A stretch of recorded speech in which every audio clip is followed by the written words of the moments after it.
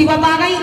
बोले राजा के यहाँ कथा करते थे, हर पूर्णवासी को 2 सोने के सिक्का मिलते थे और पूरा जीवन मेरा राजा ने काट दिया। बुढ़ापे में कह रहे कथा करने नहीं आना, बताओ हम कहाँ जाऊं। तो महात्मा जी ने कहा ठीक है कोई बात नहीं है, कल हम राजा के दरबार में आएंगे। अब राजा के दरबार में गए, महात्मा जी रस्सी लेके गए। अब पंडित को और राजा को दोनों को बुलाया, अब दोनों के हाथ बांध दिए। अब कह रहे राजा से कह रहे तुम पंडित का हाथ खोलो और पंडित से कह रहे तुम राजा का हाथ खोलो। तो वो राजा कह रहा हम कैसे खोले, दोनों हाथ बांध दिए तो खोले कहां से। और पंडित कह रहा हम कैसे खोले जब मेरे दोनों हाथ बंधे हैं। तो बोले बस यही खेल हो रहा है, न तुम इसका बंधन खोल सकते हो और न ये तुम्हारा बंधन खोल सकता है। सब धांधलेबाजी चल रही थी, सब धांधलेबाजी चल रही थी कि बंदे को बंधा मिला तो छूटे कौन उपाय और कर सेवा निर्बंध की तो पल में ले उठाए। तो प्रेमियों, जो जानेगा वही तो जनाएगा, जो परमात्मा तक पहुंचा है वही तो तुमको पहुंचा सकता है, और जो परमात्मा तक नहीं पहुंचा वो तुमको कैसे पहुंचा देगा। तो महात्मा जी ने कहा कि यही संसार में चल रहा है कि खुद जगे हुए हैं नहीं और दूसरों को जगाने चल दिए, तो कैसे उनको पता पड़ेगा। तो प्रेमी भाई बहनों, ऐसे ही तमाम साधु महात्मा घूम रहे हैं, तो सबके फसले में मत आ जाना। गुरु महाराज से यही कहना मालिक हमको ऐसे संत का संग देना जो मेरी जीवात्मा का कल्याण कर सके, ऐसे संत से हमें मिलवाना जो मेरे जन्म मरण का बंधन काट सके, ऐसे से नहीं मिलवाना जो हमको पुनः संसार में फिर आना पड़े। कि तेरो जन्म मरण मिट जाए, गुरु को नाम सुमर प्यारे। तेरो जन्म मरण मिट जाए, गुरु को नाम सुमर प्यारे।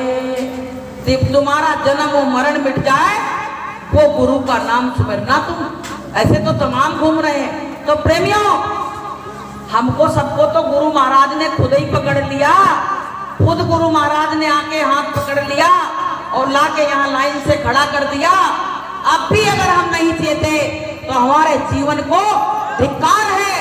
और गुरु महाराज कहते थे बच्चों, अगर तुम हमारी बताए भजन को नहीं कर पाओगे तो चुल्लू पर पानी में जाओगे डूब के और मर जाओ। तो प्रेमियों, वो हाल चल रहा है। तो इंद्र भगवान भी कुछ खुश हो गए हैं, आज सवेरे भी बरसाए और अब भी लिए खड़े हैं। तो प्रेमियों, ये तो सब मालिक की मौज है, इसकी भी जरूरत है, पानी की भी जरूरत है, क्योंकि किसान तरह तरह चिल्ला रहा है। और ये सत्संग भागवत कथाएं हो रही हैं तो इससे परमात्मा खुश हो जाता है और जो जीव चाहता है उसको वही चीज देता है। तो प्रेमी भाई बहनों, ये मानव जीवन मिला है तो इसको बर्बाद मत करो, क्योंकि ये किराए का घर है। थोड़े दिन के बाद नोटिस आ जाएगी और खाली कराया जाएगा, और फिर तुम क्या होगा, अगर नहीं खाली करोगे तो तुमको मार के वो खाली कराएगा, इसमें रहने नहीं देगा। तो जब यहाँ रहना नहीं है तो प्रेमियों, यहाँ की चीजों से ज्यादा प्रेम क्या करना। जब तक बुद्धि विवेक नहीं था तब तक प्रेम करते थे, अब गुरु महाराज ने बुद्धि विवेक सब डाल दिया है तो अब ज्यादा कुटुंब परिवार से प्रेम करने की जरूरत नहीं है। संतों ने कहा है कि जितनी प्रीत कुटुंब से अब उतनी गुरु से होए, तो कह कबीर वा दास की बाह न पकड़े कोई। प्रेमियों, आज हम एक बात आपको नहीं बताएंगे, इस समय क्या हो रहा है। आज का माहौल ऐसा हो गया है कि लोग डिप्रेशन का शिकार हो रहे हैं, लोग डिप्रेशन में बच्चे आ गए हैं, और वो डिप्रेशन उनको क्या करता है, सुसाइड के लिए मजबूर करता कि चलो मरो चलो। ये हवा सत्संगियों तक के बच्चों में आ गई है, क्योंकि अगर निगेटिवपन आपके घर में रहेगा, पॉजिटिव वातावरण नहीं होगा, तो भूत प्रेत का डेरा हो जाता है, भूत प्रेत आ जाते हैं, निगेटिव वातावरण। तो गुरु महाराज ने बहुत पहले वहां बताया था, हमको वो बताने का अधिकार नहीं है, पर हम अधिकार से बता भी नहीं रहे हैं। गुरु महाराज ने कहा था बच्चों, जैसे तुम भूखे हो और भोजन मांग रहे, कोई तुमको भोजन दे दे तो तुम खुश हो जाओगे कि नहीं हो जाओगे? तो तुमको उसको आशीर्वाद दोगे कि नहीं दोगे? ऐसे ये भूत प्रेत घूम रहे हैं, इनके मुंह तो है सुई की नोक के बराबर पतले और पेट है बोरी की तरह। अब इनको भोजन मिल नहीं रहा है तो ये बिल्कुल पागल घूम रहे हैं। तो गुरु महाराज ने कहा था कि लोबान या गूगल, लोबान या गूगल, वो जिसको बता देते थे जो, अब हमको तो मालूम नहीं है, हम तो अज्ञानी आदमी, लेकिन जो बताते थे वो आपको हम बता रहे हैं। तो उसको जैसे 8 बजे आपने अपने घर पे अगियारी करी है, गुरु महाराज का नाम लेके जय गुरुदेव बोलो 11 बार और गुरु महाराज से कहो मालिक दया कृपा बनाओ और जो ये लोग मांग रहे हैं वो दिलवा दो इनको और ये अपने भोजन करें और खुशी से यहाँ से जाएं, हमको परेशान नहीं करें, मालिक ऐसी दया कृपा कर दो। गुरु महाराज से दया लेके सब काम गुरु के सानिध्य में होगा, अपन अलग से कुछ नहीं कर सकते।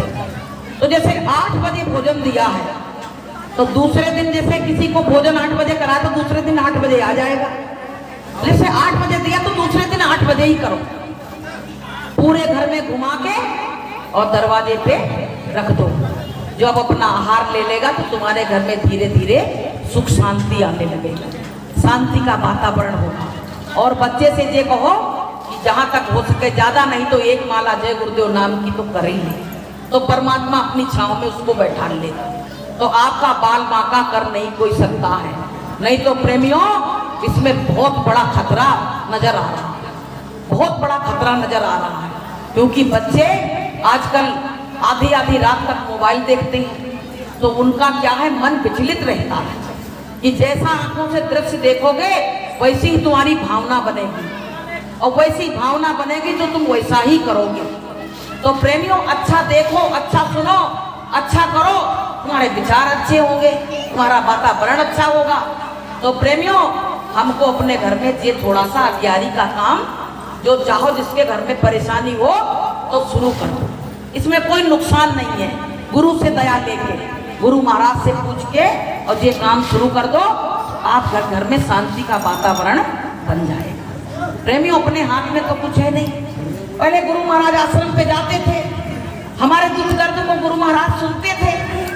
अब हम पे मुसीबत है, परेशानी है, तो हम कौन से कहने जाए, क्या कहें? हम तो गुरु की बात ही याद कर सकते हैं प्रेमियों और उसी हिसाब से चल सकते हैं। अब क्या करें? गुरु महाराज से फरियाद करो, ए मालिक हमारी बिगड़ी को बना देना। अब आपका सहारा हमको इतना बड़ा है कि हम नाम लेते हैं तो हमारे सामने आप तुरंत आके खड़े हो जाते हैं। प्रेमियों जो गुरु महाराज की छत्र छाया में रहेगा, गुरु महाराज का नाम लेगा और गुरु की याद करता रहेगा, गुरु से बिछड़ने का गम जिनके जिनके हृदय में है उन पे गुरु की बहुत बड़ी दया होगी। ऐसी बात नहीं है, उन पे गुरु महाराज की बहुत बड़ी दया हो रही है। लेकिन हमने गुरु को बिल्कुल जड़ से भुला दिया तो गुरु महाराज हम पे कहां से दया करेंगे? प्रेमी हमारे मन में तड़प गुरु के लिए खत्म हो गई, प्यार गुरु के लिए खत्म हो गया तो गुरु भी हमारे ऊपर कैसी दया करेगा? प्रेमियों एक बार एक सत्संग में नहीं जा पाई, जैसे अपन लोग खतौरा जा रहे हैं, नहीं जा पाई तो बहुत रोई, वो बहुत रोई। सबसे पैसा मांगने गई कि किराए के लिए हमको दे दो, हम आके मजदूरी करके तुमको दे देंगे, लेकिन हम गुरु दरबार में पहुंच जाएंगे। एक बहन जाती तो दूसरी का भी मन होता है। अब प्रेमियों नहीं जा पाई तो रोती रही, रोती रही। अब गुरु कहाँ? गुरु ने वहां सब नजारा देख लिया मथुरा में। अब गुरु ने क्या कहा कि निकालो गाड़ी, चलो। तो लोगों ने कहा कहाँ जा रहे गुरु महाराज?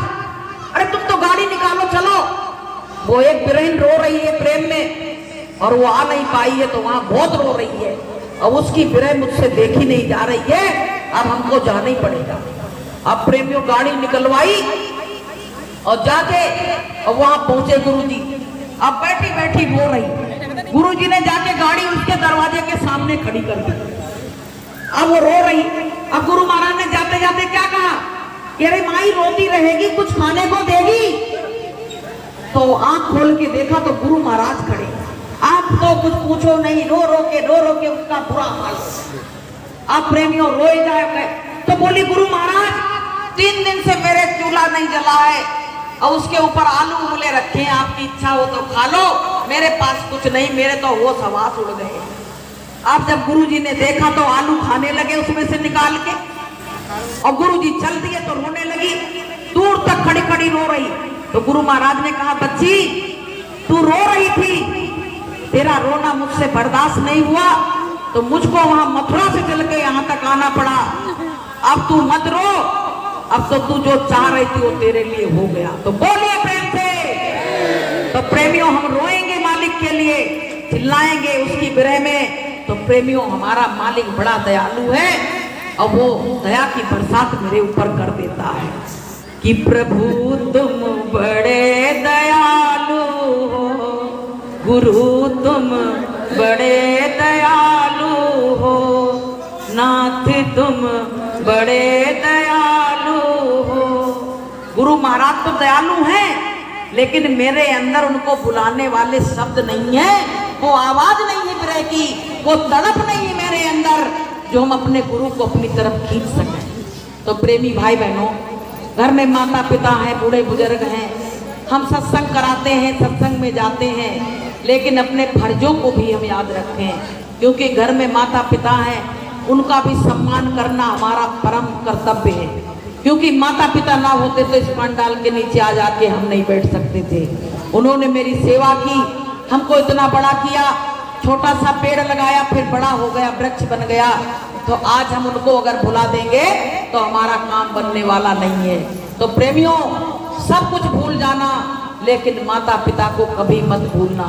कहा गया है कि हर बात को भूलो मगर माँ बाप को मत भूलना।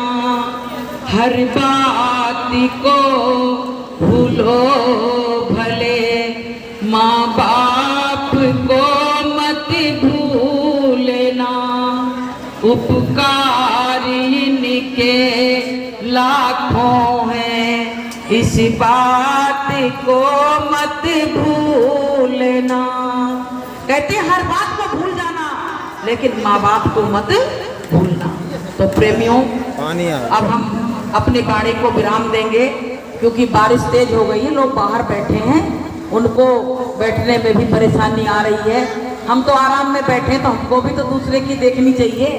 तो मेरी वाणी से अगर कोई गलत शब्द निकला हो तो अपनी बहन बेटी समझ के हमको क्षमा कर देना, क्योंकि हम लोग कोई विद्वान है नहीं, कोई ज्योतिषी पंडित है नहीं, जो टूटे फूटे शब्दों में जो आता है वो मालिक की दया से मौत से निकल जाता है।